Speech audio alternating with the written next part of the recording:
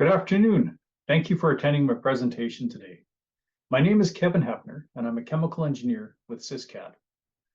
Today, I'm going to be talking to you about the use of the THEREDA database in ChemApp in the SysCAD process simulation software. We are going to be looking in particular at a process for the conversion of muriate of potash to sulfate of potash. Let's start with an overview. We're going to look at what is a process model. Then we're going to talk about what are thermodynamic engines in SysCAD, of which ChemApp is one. Then we're going to look at what is the THEREDA database and how is it used within ChemApp within SysCAD. Then we're going to validate the predictions of the THEREDA database. And then we're going to apply it, as I mentioned before, to a muriate to sulfate of potash conversion process. And finally, we're going to summarize and have some time for questions. So what is a process model exactly? We've all heard the term digital twin. What it really is a mathematical model of your process written out on a flow sheet. So it becomes a very valuable tool for evaluating things like what-if scenarios. And it's very useful for comparing relative benefits of different process changes, operating conditions, etc. Now, it is a comparative tool, so it allows you to compare different process changes to see what will give you the best benefit.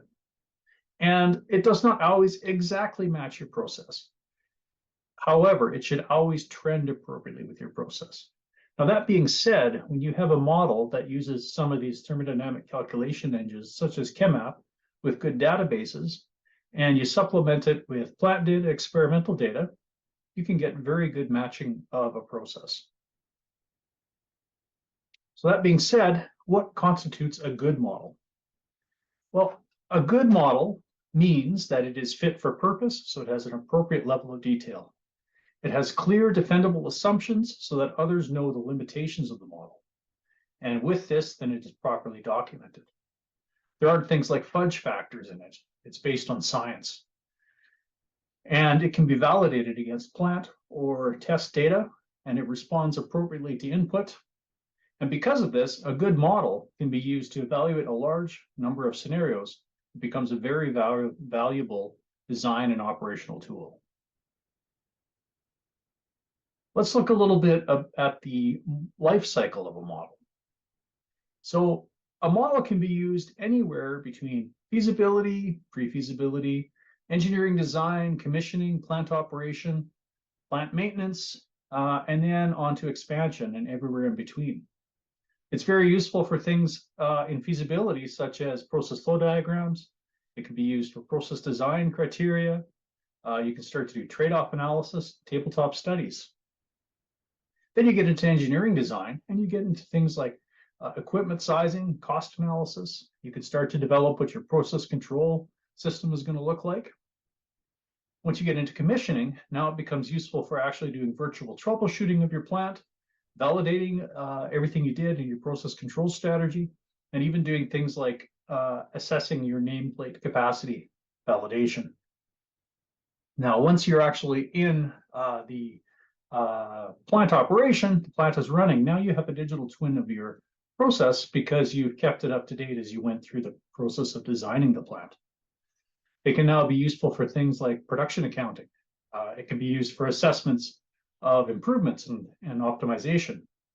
Related to this, when you're in plant maintenance, you can look at prioritizing work orders. So you can say, okay, so I have a certain amount of maintenance budget now that I have taken care of all the health and safety and everything in the plant is running safely. Now I have some more money to improve it. Now, where would I get the best bang for my buck applying those maintenance dollars? Now, when you get to plant expansion, you can now use the model to support your environmental assessment, your environmental impact statement, and cost-benefit analysis for the expansion. And it just keeps going around and around. So a model is useful for all aspects of design and operation of the life cycle of a plant.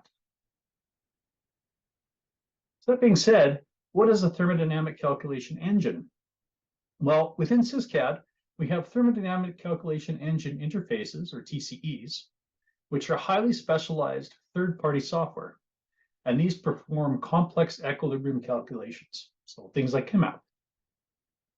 And in this case, using the THEREDA database, it provides information on phase equilibrium and aqueous solution properties, such as pH, density, enthalpy, osmotic pressure, etc. Now, within SysCAD, the combination of the different TCEs that we support allow us to go from very low temperature aqueous systems all the way up to molten metals, eutectic slags, and gas mixtures. So it encompasses a very large range of conditions. And we currently support the following TCEs: ChemApp, which we are talking about today, but also AQSol, OLI, and Freaksy. So how do we actually implement these into a thermodynamic engine? How do you implement the thermodynamic engines in SysCAD? Well, we take an approach to allow maximum flexibility as well as computational efficiency. It is recognized that these calculations are computationally expensive.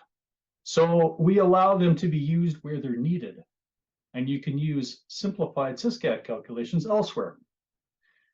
So what you can do is you can also have multiple thermodynamic engine types, each using multiple chemistry models on a single flow sheet. So for example, in one part of the plant, you could have a ChemApp model, and in another part of the plant, you can have an OLI model or an AQSol model or a Freaksy model, and they can all work together. Now, each of these thermodynamic engine types, we have implemented parallel processing or multi-threading for all of them, which means that you can have 2 or 3 ChemApp calculations occurring at the same time. And this enhances solution speed, particularly for large projects. And furthermore, we have added a lot of features to their use. So things like being able to plot and all sorts of other different things. So to allow you to really utilize a powerful chemistry tool such as ChemApp. So that's how we implement it. So let's talk a little bit about what is the THEREDA database in ChemApp. The THEREDA database in ChemApp contains aqueous speciation and phase solubility data for solids, liquids, and gases. And it also contains Pitzer model parameters for many ionic interactions. Now you can see the anions and the cations there that are provided, different redox states for elements, but I've underlined K+, Mg+, Na+ for the cations, and sulfate and chloride for the anions. This is because these are what we're going to be looking at today for the muriate to sulfate of potash conversion example. So you can see here that it's suitable for sulfate. You can see here that it's suitable for this application. It can also incorporate impurities in the brines. And of course, it can also be applicable to many other systems besides the one we're looking at today. So let's start by validating the model for this specific example. So we start by validating for the muriate of potash system. You see a curve here between the experimental work of d'Ans in 1952 versus THEREDA, the 2021 database in ChemApp. And we can see here on this parity plot that we have very good agreement for sodium chloride solubility over the range of 0 to 110 Celsius, with the addition of 0 to 12 grams per 100 gram of water of magnesium chloride. So this, by the way, this is a single salt solubility curve, so it is not applicable when you get into the formation of sodium magnesium double salts on this particular validation curve. So this is up to this is below the solubility of magnesium.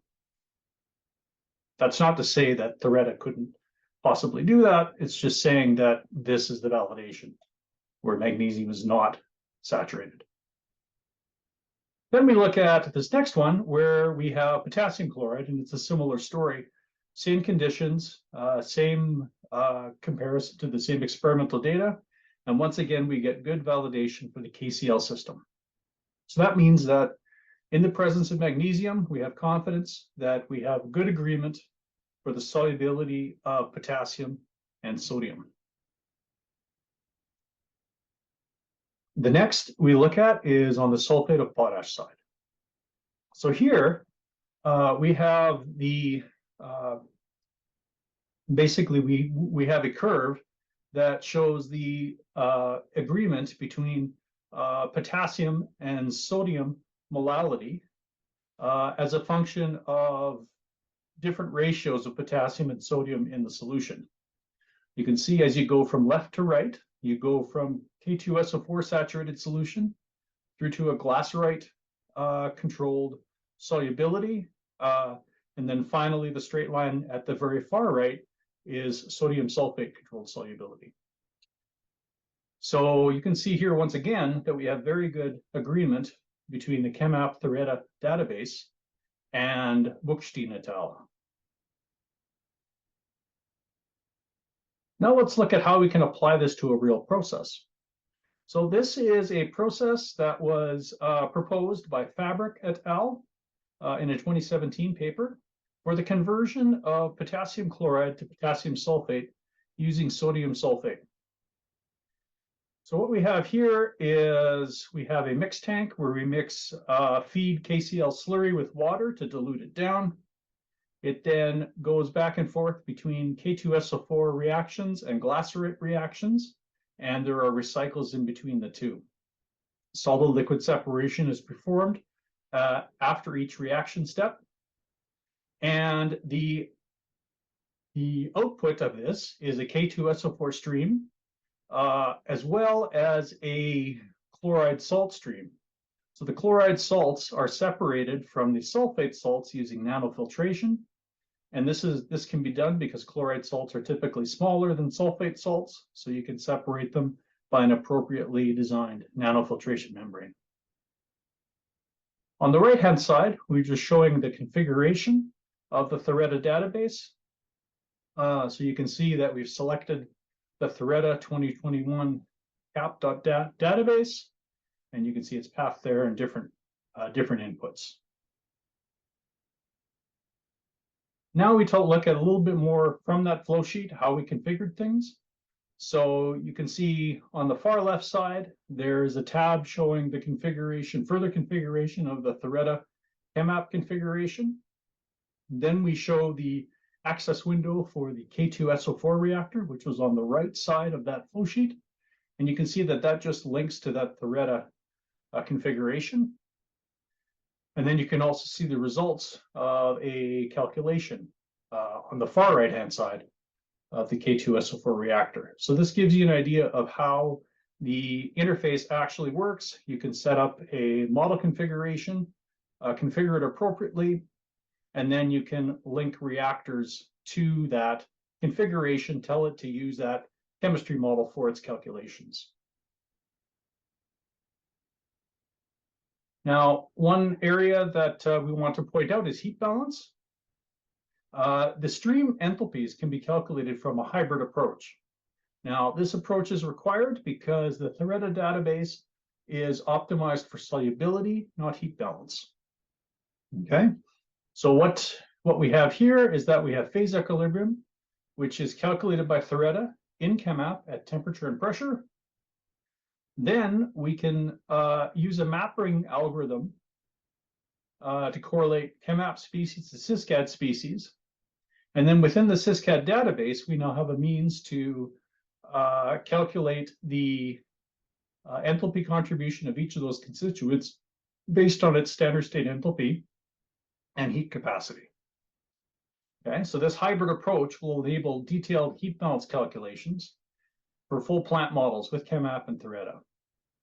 And of course, thermochemistry data can be inputted from many sources, such as databases to which you have a license to, or such as open literature data, or perhaps even your own internal test work. So now for the example that I showed you in that flow sheet, let's have a look at the operating conditions. So this is again taken from that paper from Fabric et al. We have a slurry feed rate of about 8 tons an hour, and 50% feed slurry concentration is provided, which is diluted down to 100 grams a liter of KCl solid by the addition of water. We've assumed some values for the nanofiltration process. So we have a sulfate loss of 5% and a chloride removal of 95%. And in each case, the solid liquid separation is assumed to produce a 50% biomass slurry. And finally, the operating temperature for each of the reactors was 25 Celsius. So with those as our base case, you can see the simulation results here, as well as some sensitivity analysis we did. Okay, so for the base case, which I just presented the conditions for, we have a production rate of about 30,000 tons a year and about 26,500 or 26,400 tons per year of sodium sulfate consumed. These are both on dry basis. The recovery of potassium into the product stream is 98%, but its utilization to form K2SO4 crystal is 74.6%. And this is because you end up with a stream that contains K2SO4 crystal, but also contains a fair amount of potassium chloride in that solution. Okay. As we change the operating temperature, we can see that the operating temperature going up in those reactors has a detrimental effect on the production rate and basically all of the parameters that we're looking at. And this is in line with what was seen in the test work done by Fabricatel.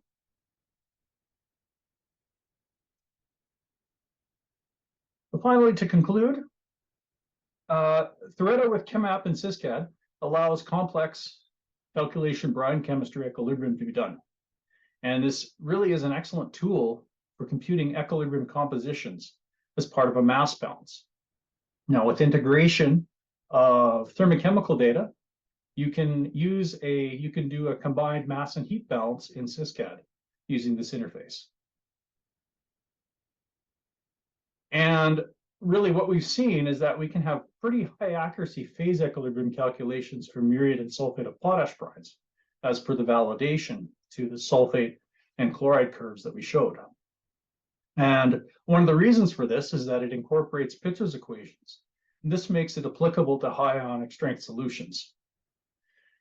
In addition, this database has a significant amount of data, which will support the incorporation of things like solution impurities in brine systems, among other systems that we haven't looked at today. I'd like to acknowledge the people that helped us along the way. We had some meetings with the THEREDA database development team, as well as with GTT-Technologies. And with that, I want to thank you for your time and your attention today. I am open to questions.